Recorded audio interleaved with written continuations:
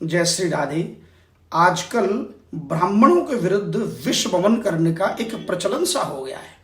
अभी मैं एक दो दिन से देख रहा हूं कि हरिद्वार के कोई तथाकथित महंत जी जो कि व्यासपीठ पर बैठकर शास्त्र और पुराणों का आश्रय लेकर ब्राह्मणों के विरुद्ध ही न केवल अपशब्दों का प्रयोग किया, अपितु एक इतना तुच्छ शब्द का मैं वो शब्द अपने जीवा पर ला भी नहीं सकता। उदाहरण के लिए बोलना भी पड़ता है, तो पहले आप ऐसा कर लीजिए, उन्हीं का वक्तव्य इसमें सुन लीजिए।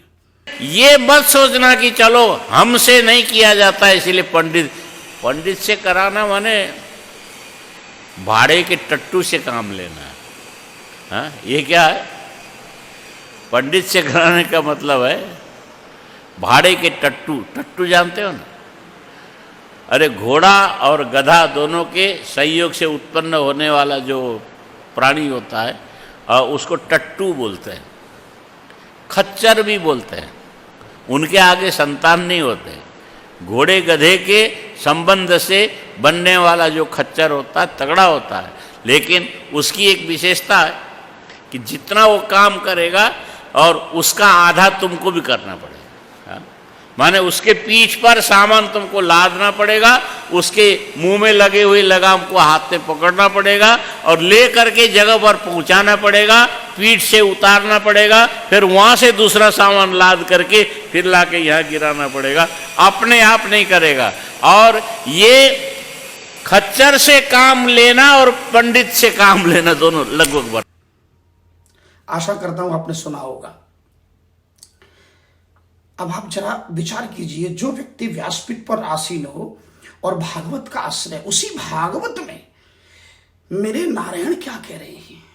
साक्षात भगवान श्री कृष्ण को जब श्रुतदेव नामक ब्राह्मण भोजन के लिए निमंत्रण देने जाते हैं तो उस समय भगवान नारायण हाथ जोड़कर कहते हैं कि हे विप्र देवता, आपने मुझे इतना सम्मान दिया, न ब्राह्मणान में दयितम रूपमेतद चतुर्भुजम। ब्राह्मण मुझे इतने प्रिय हैं कि जितने मुझे मेरा अपना रूपम मेतद चतुर्भुजम, मुझे मेरा अपना चतुर्भुज रूप उतने प्रिय नहीं है जितने प्रिय ब्राह्मण का दर्शन करना। और आपने इस मेरे भवन में पधार कर मुझे कृतकृत्य कर दिया, क्योंकि सर्व वेदमयो विप्र हो। ब्राह्मण तो साक्षात चारों वेद के प्रतिमूर्ति हैं। और सर्वदेव मयो ही अयम, जिस प्रकार मैं समस्त देवताओं के रूप में पूजा जाता हूं, उसी प्रकार समस्त वेदों के रूप में ब्राह्मण पूजनीय हैं। ये साक्षात नारायण का कथन है जो भागवत में वर्णन है। अरे और तो और, केवल इतना ही नहीं, द्रौपदी जी ने क्या, ब्राह्मणों नितराम गुरु, कि ब्राह्मण तो जीव मात्र का गुरु है। और इसी श्रुतदेव ब्राह्मण को भगवान नारायण कह रहे कि ब्राह्मणों जन्मनाश्रयान।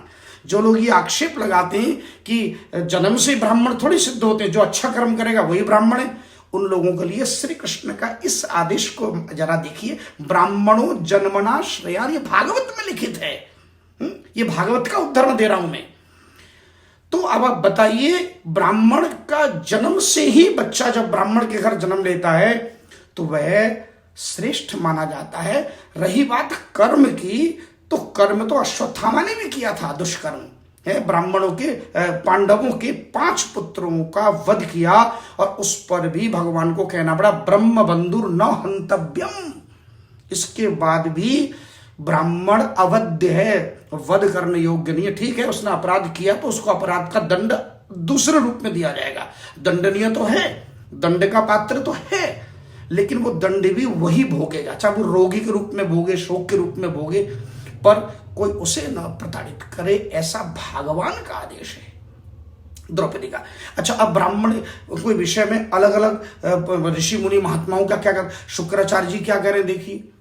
जिस समय बलि के द्वार पर भगवान बामन बन के गए, तो उस समय जब अब चूंकि यज्ञ में इतना कुछ हो गया, भगवान ने 2 पग में समस्त ब्रह्मांड नाप लिया, तो वो यज्ञ अपूर्ण रह गया।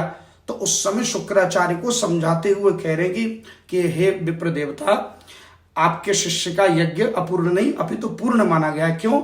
यत तत् कर्मसु वैषम्यम ब्रह्म दृष्टम समम भवेत। यदि कोई कार्य अपूर्ण हो जाए है, यत तत्कर्मसु, कर्म कांड करने में, आवाहन करने में, मंत्रों के उच्चारण में, देश काल परिस्थिति में कोई त्रुटि भी यदि हो जाए तो ब्रह्म दृष्टम समम भवेत, तो आप जैसे ब्राह्मण के दृष्टिपात होने से वह कार्य पूर्ण हो जाता है। ऐसी ब्राह्मण की दिव्य महिमा।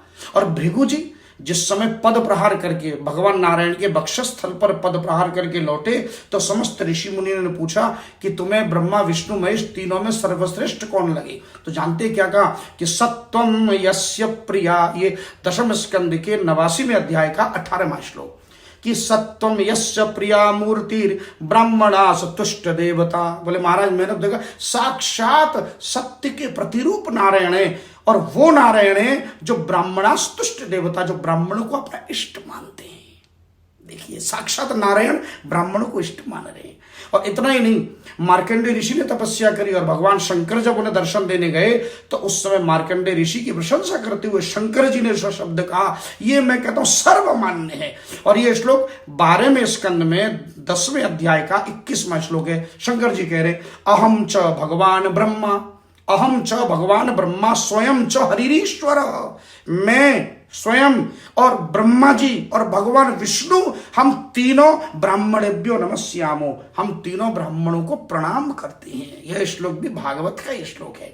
इतना कुछ वर्णन किया गया है भागवत में। मैं कितने प्रमाण दूं? यदि मैं अन्य 17 पुराणों का प्रमाण दूंगा तो ये 24 घंटे बीत जाएंगे। मैं तो भागवत में से केवल संक्षिप्त में 1-2 श्लोक, और इतना ही नहीं, ऋग प्रकरण में, नृग राजा के प्रकरण में जब भगवान गए, और आप सब जानते हैं कि भूलवश उन्होंने एक ब्राह्मण की गाय किसी दूसरे ब्राह्मण को दान कर दी, तो उस प्रकरण में नृग राजा को भी जब उपदेश किया तो उस समय वर्णन आता है कि कुलम समूलम दहती, यदि कोई ब्राह्मण का धन यदि या दक्षिणा किसी प्रकार से भी ब्राह्मण को संतुष्ट करे अथवा धन हरण करे तो कुलम समूलम दह्यति, यानी उनके समस्त कुल का नाश हो जाता है। और इतना ही नहीं, प्रसय्यतु बलाद भुक्तम, यदि किसी ने जबरदस्ती ब्राह्मण का धन हरण किया है, ब्राह्मण की कोई संपत्ति अथवा ब्राह्मण की दक्षिणा अथवा ब्राह्मण के निमित्त कोई पैसा आया हो और ब्राह्मण तक ना पहुंचा हो, तो प्रसय्यतु बलाद भुक्तम है 10 पूर्वान दशा परान,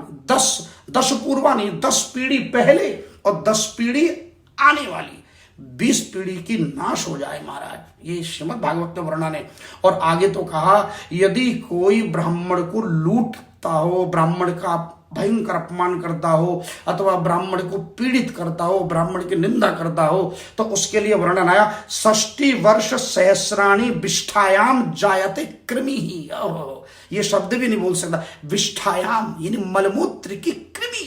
60,000 वर्ष, 60 वर्ष सहस्राणी, 60,000 वर्षों तक वह व्यक्ति विष्ठा का कृमि बनता है।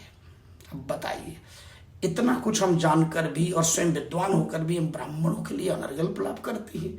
अरे महाराज, जो ब्राह्मण तो वो है जो जन्म से पहले भी और मृत्यु के बाद भी, जो सनातन संस्कृति के जो 16 संस्कार होते हैं वो 16 संस्कार भी ब्राह्मण करा, चाहे वो जात कर्म संस्कार हो, नामकरण संस्कार हो, अन्नप्राशन संस्कार हो, है विवाह संस्कार हो, और मृत्यु के पश्चात दाह संस्कार हो, और यहाँ तक कि मृत्यु के बाद जो चले गए उनके लिए श्राद्ध कर्म हो। ये सब कुछ क्या ब्राह्मण के बिना हो सकता है?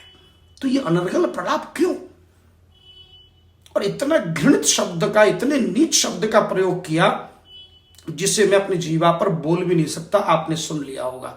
मैं आशा करता हूं कि एक बार गंभीरता से विचार करें। देखिए, सभी वर्णों में कोई ना कोई दोष, कोई ना कोई गुण अवगुण रहते ही हैं, पर इसके बाद भी हमें सभी वर्णों का आदर करना चाहिए। और विशेष रूप से जो वेद पुराणों का अध्ययन करते हैं, जो धर्म का प्रचार करते हैं, उनके लिए तो इस प्रकार के अनर्गल प्रलाप बिल्कुल नहीं करना चाहिए। मैं समस्त ब्राह्मण देवताओं को प्रणाम करता हूं। जय जय श्री राधे।